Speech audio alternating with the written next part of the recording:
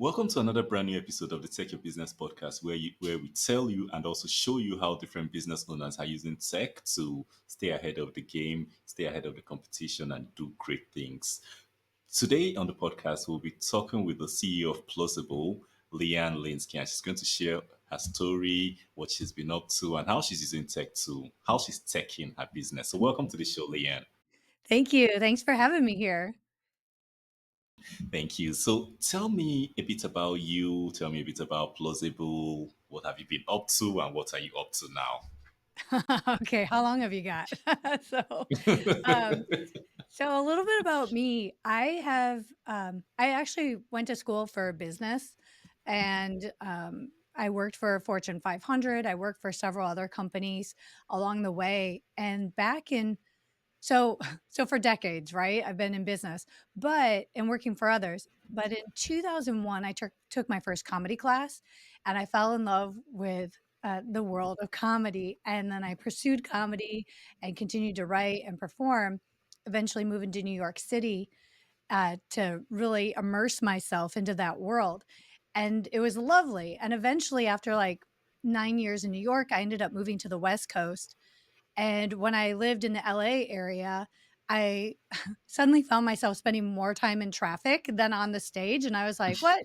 What is happening? Like, this is ridiculous. How can I fix this?"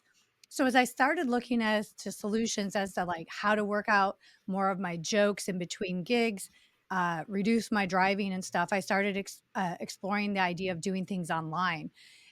So I started that idea, like, mulling it over back in 2015, early 2015, and, back then, I was doing things online because I was working remotely, and I was like, "Oh, what about Skype?" And I was also using Zoom, and then life happened.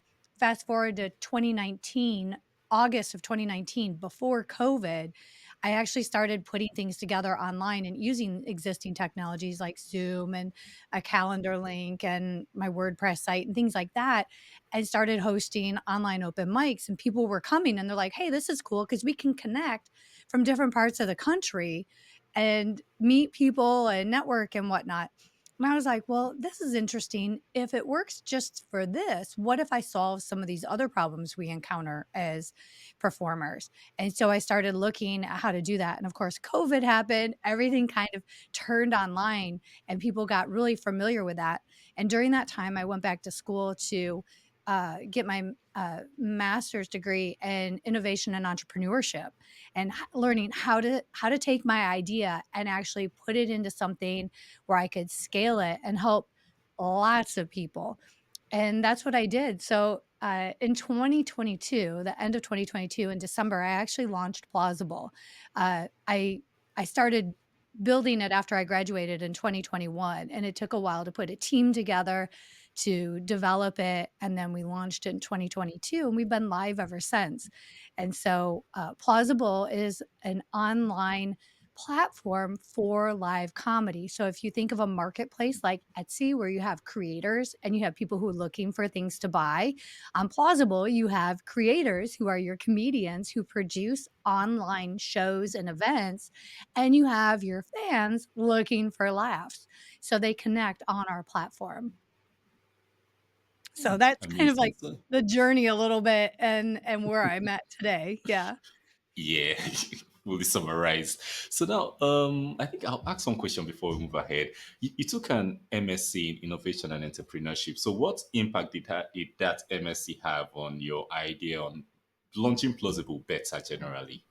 Yeah. So it was actually really cool because so when I had explored the idea of going back to school in general, I'd always told myself, "Hey, when I turn 50," so disclosure, I'm old.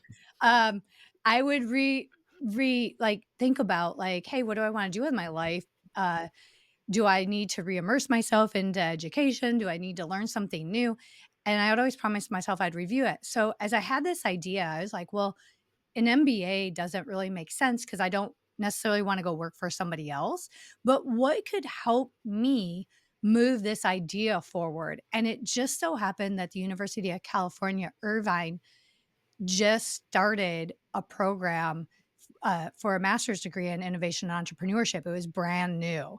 And I was like, "Oh, wow, that's right up my alley. Like that's sounds like my people. Like that's what I want to know. I know the comedy industry and I know business, but how do I get something really launched or get investors or other people behind me to move this forward?" So I applied and I wasn't sure like if I would even give it in. I got in and what I learned from that is all the things that I could apply immediately into my business, like how to test things, how to create a minimum viable product, how to uh, do other things that I had kind of learned in other areas of business, but specifically for a startup. So I also learned about the world of incubators and accelerators and all of these other things and venture capital. And so that really kind of thrust me into it and put a bigger sense of urgency around what I was doing and a lot more excitement, and and in that sense, it propelled me in a new direction. Amazing. So Yeah. now, you talked about launching Plauzzable in 2022. So can you share with us a challenge you had early on while developing it or launching it, and how you overcame that challenge? Yeah, I think so when I initially, hired my team, I had mapped out, like, here's the vision, right? And then I quickly learned budget, like, what's most important right now because I can't build it all at once, and I certainly can't put an air conditioner in a car with no wheels. So I had to strip it down and, like, what is the most solid foundation I can start with and get things going and then continue to build upon that. So I think, when I that was kind of the initial thing, and even before that is finding the right people, finding the right team of like, "Why wouldn't you just do this?" And it's like, "Well, that wouldn't work because," and keeping focused on the problem that I'm trying to solve rather than try to do something that already exists and doesn't solve my problem. Yes. So those are kind of the things, but finding those things that solved an initial problem for people and then being able to build upon that. So when I launched, then the problem shifted into how do I get the word out? How do I tell people about this? And that I think looking back, it was easier then than it is now because it's easier to put out like word of mouth and your network because they're going to be excited and they get on right away. And after that, you have to reach further. And now it's like, okay, how do I reach the people I don't know and bring them in? Yeah. Yeah. So the Okay. it's So constantly changing. It's constantly changing yes, challenges. yes, yes. That's really true. So now you talked about building your team, and when you mentioned when you told us your story, you talked about going from business school to Fortune 500 to performing, and then going back to school, Mhm. and now you're building a tech platform for comedy. So how did you go about going around the technical parts? And apart from that, I would assume that probably you're non-technical. Am I right? Yeah. I'm a non-technical Okay. founder. Yeah. Yes. So how did you go about going around that part, getting it built first of all, and secondly, there's a complaint a lot of people have that they find it difficult communicating their ideas to developers, communicating their ideas to the technical part. So how did you walk around that too?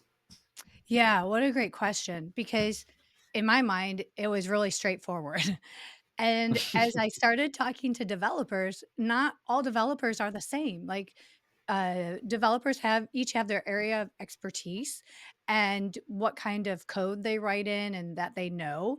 And also, I am the user. So I know specifically what the problem is. And what I've found in talking to different engineers and people are like, well, that doesn't make sense to me. But these people would never necessarily be my user. They would be my developer, but not necessarily somebody that would use this platform. And so kind of finding the right people who could go, oh, I get it. That it took a long time. It probably took 6 months, honestly, to get the right people on onboard it, find those people and then bring them on board in order to move forward. That was the most important thing because I talked to a lot of people that had background, had tech lots of tech experience and everything, but if they couldn't communicate with me or if they were like, "Why would you do that?" kind of vibe. I'm like, "Well, then, why would I choose you to work with?" You know, like, or if you're just like, "Why wouldn't you just do this?" You know, they throw out things. So I was very, I stayed true to my vision and understand what the user problem was and stayed focused on that rather than just finding somebody who had certain things on their resume. It was more of a communication style and people who would be willing to have that conversation.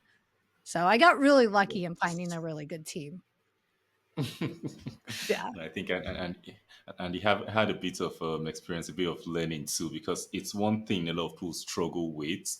Because a lot of times you have the idea and want to build it, but you meet someone that has a fixed way of going about things, Yeah. and you say, "Okay, I want to build this," and they want to build what they know how to build, and they don't care about what you Right? what you're talking about. Yeah, and it's true, and even when I even, even today with my team, I love the people that I'm, working with and on this, but I always have to default like, their thought process and everything is so important, obviously. But ultimately, anything that we create, I go, okay, now let me test it. Because if I go back and I test it on my users, I'll know that'll give me validation or what are you doing right away? Because sometimes I think, we have a great idea, but that doesn't always translate into what the end user is. And so it's really important, Yes. like a developer might say, well, it makes sense on the back end, yeah, but it may make beautiful sense for you and easier for you, but if it prevents people from logging in, I've got a bigger problem, I'd rather it cost us a little bit, more headache on the back end to get it right for the user, because people are very quick to be like, "I don't know what's happening, and then disappear. So, I think it's a you're laughing because right? And so Yeah. and as a non-technical person, it's like, I need to understand it too, and if I can't easily communicate it with my users or I can't understand it, I can't expect them to. So I think being a non-technical founder actually can be a tremendous strength in a lot of ways, as much as it can be challenging in communicating to people who code. Yeah, and I Yeah. think most times, most innovations, most times are done by people outside the field because you have a wider worldview, you have a different way of thinking that you can apply here. Because most times when you have someone who learns how to code, you're really stuck in those guardrails that this code can Yeah. only do this or it can only work this way. But when you have someone coming from outside, they're able to think more creatively, bend those rules that you have already. And I've always seen it work that way a lot of the time. Yeah, and I think it's really fun and exciting because I look at it like if someone were already doing this, I would just use their product.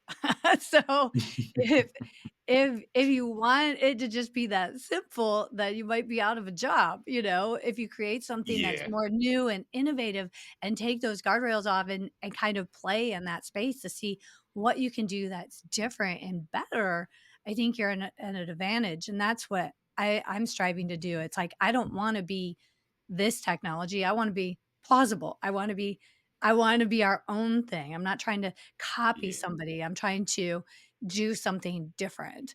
So, yeah, to your point, like, I don't know. It is challenging sometimes to get those things across. I'm not gonna lie, but I think it's worth a challenge. I definitely think it's Yeah, worth it is. it. The results always make sense.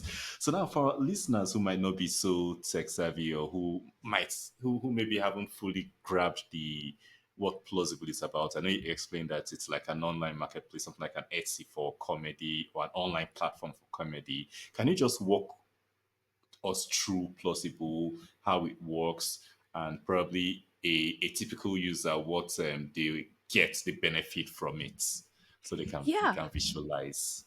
yeah, that's a great question. So when you go to the Plausible website, you can create either an account as a fan or as a comedian.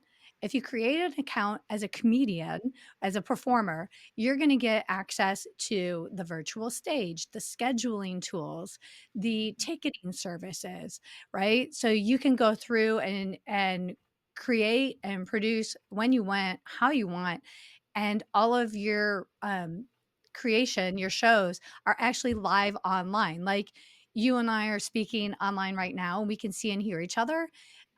You get a similar experience on Plausible. You can see and hear your audience, and your audience can see and hear you and everybody else in the audience, right? So, the layout obviously is set up for online performances. So we have a center stage, and the host can bring other people to and from the stage, and the audience is now on the right and the left, and populates that way. And the sound is aggregate, so you can see and hear everybody laugh at the same time. You don't have audio cutouts where if I say something, nobody else can be heard. It doesn't ruin a punchline and things like that. It's set Yeah. up for online comedy, the things that are important, because as a comedian, sure, I can post videos on other, social media platforms and wait for the likes to get in, but the big thing that I do comedy for is the immediate response, to hear and to see those immediate responses, and that's why we have Plausible, so we can still perform, although it's not in person, it's getting those needs met, right? And so that's what you get as a comedian. As a fan, if you go in and create your account, you have access to the show listings, kind of like think TV Guide, right? You can go in and see what's playing and what time. It's not video on demand, like you can watch it when you want. The show happens at an actual time because people Wow. are showing up, and it's you can see and hear each other. So therefore, you're all on at a specific time. So you can register for any one of those. Now it's up to the comedian if they do a free event or if they charge. And the other problem it solves for comedians is comedians don't always get paid. So even if you go to an in-person club, not all the comedians are getting paid for their performance, and a lot of people don't understand that, comedians often pay for their stage time or work for the club and selling tickets for their stage time or, bartering or, all kinds of arrangements can be made, like you get a burger or something, but instead of cash. Yeah. So those things happen. So one of the other problems we're trying to solve is put the money in the comedian's pocket, so the comedian earns 60% of their ticket sales versus a club is a flat fee or nothing at all, or some food in exchange for that. So this way they can control. They don't have to have a minimum number of followers. They don't have to have a certain number of views, because if you're waiting on ad revenue, you have to thousands, millions of views in order to get some sense into your pocketbook. On Plausible, you just sell one $5 ticket and you're making 60% of that. So the hurdles, the barrier to entry is almost nothing in comparison to the other platforms out there, and that's what we want to do, is put the control into the comedian's hands and put them in the driver's seat of their own career. Wow, I can see how useful that will be to a comedian, Yeah. and I can see as someone in the field, you fully understood the pain points, the issues, and everything they faced, both the comedians and the fans, and we're able to build around that. So, what has the feedback been like for Plausible from both fans and comedians? Yeah, the feedback has been good, and I think we see that in our weekly growth. We continue to grow, week over week, which is really exciting and validating, and I hope you didn't hear a car just go by. So I feel like all of a sudden I'm on the Grand Prix. But that's very validating, and the comedians are excited because they're creating their own community. People who are logged into Plausible and attend the events on Plausible start seeing regulars, and you see people, and you can establish relationships with one another from people not just across the country, but around the world. So anybody with an internet connected device can log in and connect. And so people who don't live in necessarily large cities like New York or LA, where comedy opportunities are more abundant, people from anywhere can log in and try their hand at comedy and have stage opportunities that they wouldn't have otherwise.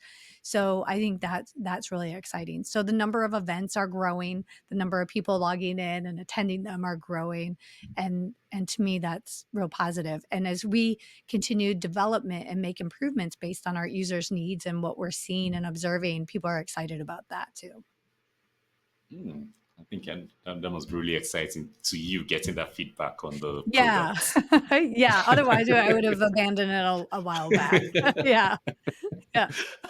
you know, I've so been like, now "Mm." building so building a marketplace is actually one of the most difficult things because most times people are faced with having that chicken and egg situation. Is it the buyers or the comedians or the fans Yeah. coming up first? And you mentioned earlier about getting the word out. So what strategies have been most effective in growing your user base, both for the audience members, the fans, and also the comedians? Yeah, so getting the word out, for us was easiest initially with comedians because I come from comedy, and so I have a nice network already established over the past couple of decades, and reaching out to those people. The other thing that was really beneficial was the pandemic. Unfortunate, obviously, that we had it, but fortunate for technology because people who wouldn't normally get online to do something are now already familiar with doing that on other platforms. So this isn't entirely foreign to them. So that was really exciting. So seeing that grow, I think for fans, the what I think comedians telling people is one thing. The other thing that's interesting is, getting the messaging clear for fans, and reducing friction on our end was important. So, people have to create an account to get in and send so when we initially launched, we made that process I'll just give you one example. You know how you can click and get in by just a quick link of connect your Google account or connect your Yeah, Facebook yeah. account and do the thing? Amazing to me how many people got confused on that and then tried to enter a password the next time they logged in. Um, so reducing like, eliminating that as an option going forward, we eventually did that because, if you can't remember how you logged in, that's a problem. Who knew? You know, even though we're this far out into, like, doing research and seeing how many websites have that option, that people still aren't familiar with it. So I think in some senses, comedians were to answer your question in short, comedians were easier to get on board initially, and Hmm. then going through user friction to reduce some of the other hurdles just in general, things that we researched and thought would be so simple were not. Yeah. Gotta be totally honest, it seems like straightforward, but Yeah, that's actually how business always is, and I think that brings me to another thing: business plans. Because Mhm. one thing I've realized in the past long time I've been doing business in my life, I've realized a lot of times you write business plans, so you make your strategy and all that, but when it hits the market or when it gets into real life, it's always most of the time it's totally different. So can you share a moment with us when you had to make a significant change to your strategy or you had to pivot, make a big change that you didn't plan while building Plauzzable? Is there any? I haven't had a major pivot. I did think initially, doing, corporate shows on there would be beneficial, and what I learned was, although it could be beneficial for the end user, for the corporations, like, because now there's so many remote workers and things like that, Yeah. what I what I found challenging was the amount of it requires a lotta human effort to manage that process because, choosing comedians can be hard for people, and also, because it goes back to when we launched. I mean, we're in beta, right? So, essentially, like, it's still not completely developed out. I think it will always be a work in process, but we were still in a phase where we don't have the air conditioning, but we have the tires and we can move forward. So, Yeah. it's a lot of, like, man behind the scenes kinda thing, and I did that, and I found that it was a lot of work, in some senses, and I also kind of feel that one of the challenges is people, although I can say, "Look, you just log in general, aside from corporate things, you can log in and watch people live." People are like, they still think they don't recognize that Plauzzable is its own technology. They assume it's like a Zoom, it is Zoom, or they assume that it's a YouTube channel, or they assume it's already some other technology that I'm just gonna link them to, and it's Yeah. not. And it's like, it is not, we are not that. That is wonderful, but we are not that. And I think that's one of the biggest things is how to, even people who use us will could come on and then they'll be like, oh, this, um, when I do a Zoom show, it's like, you realize we're not Zoom. Like, we don't even look like Zoom.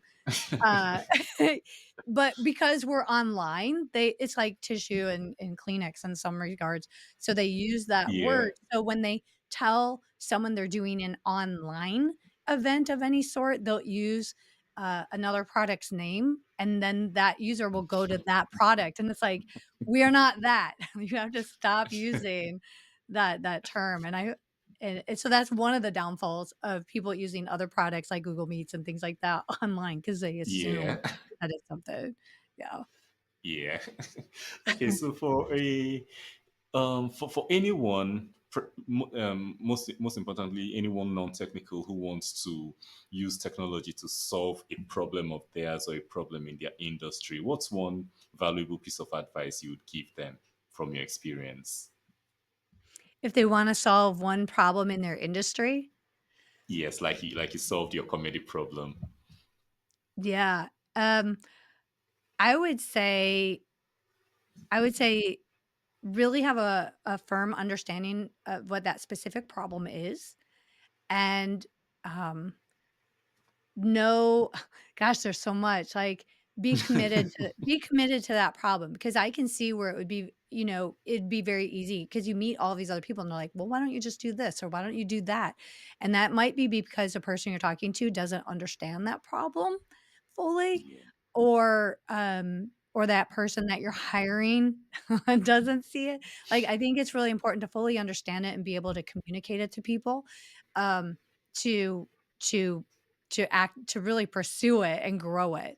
I think getting clear on what that is and what the solution is that you're seeking is really important. And then also recognize that, and this is a bigger thing, it doesn't necessarily happen overnight. It's 10 Yeah. years until your overnight success actually comes to fruition.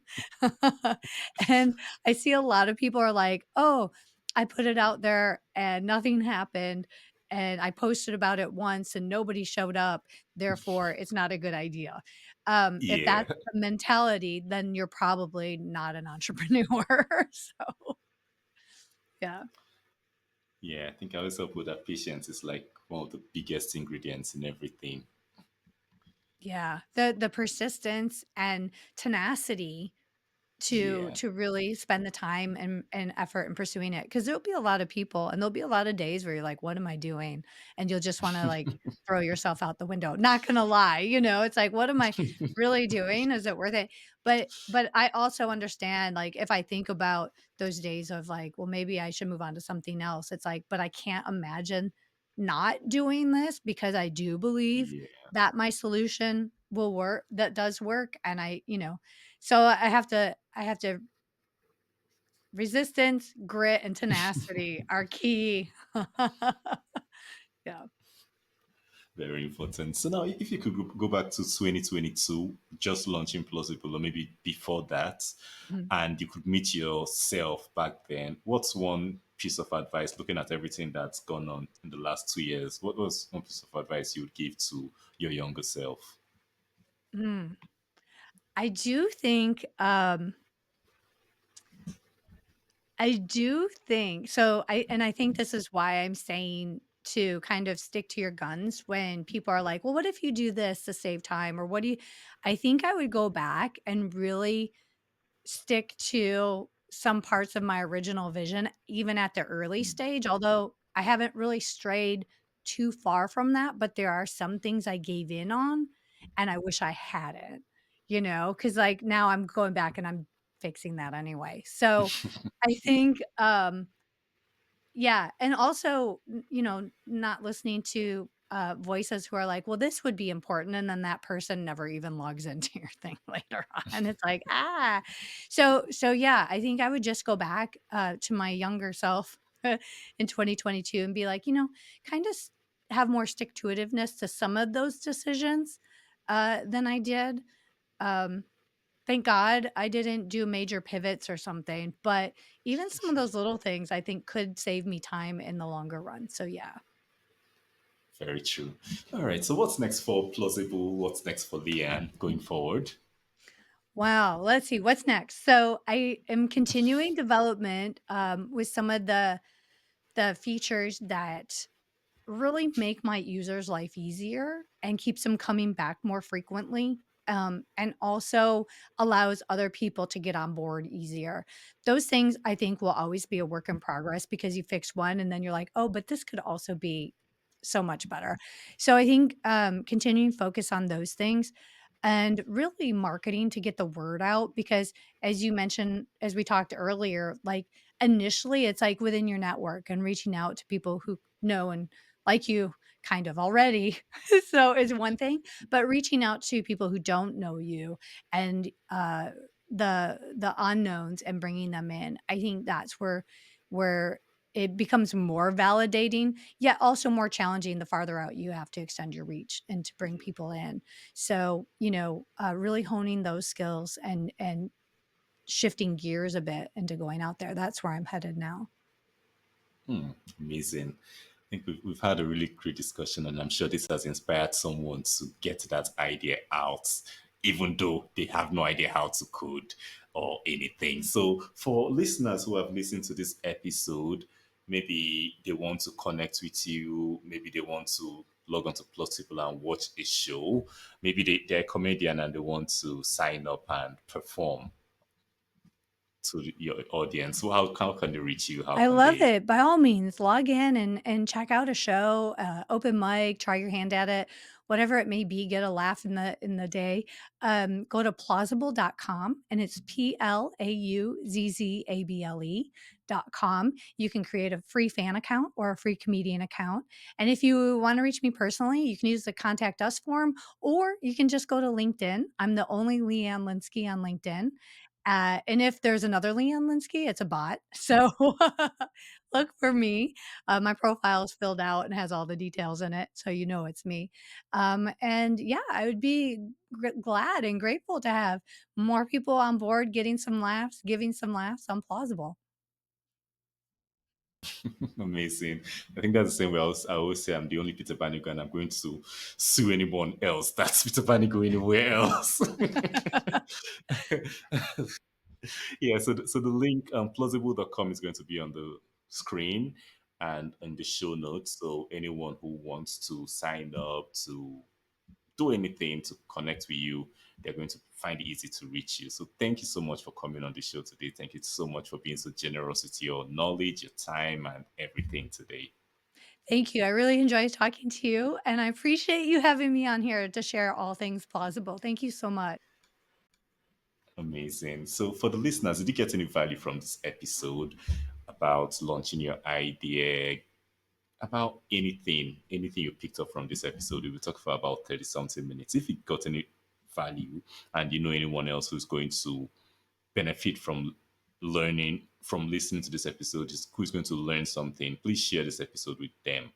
And if you want to be the first person to know when we release new episodes like this for your business, don't forget to follow, like, and subscribe wherever you're seeing us, wherever you're hearing us. So, till next week, when we come back with a new episode, log on to plausible.com, have a few laughs, and keep taking your business.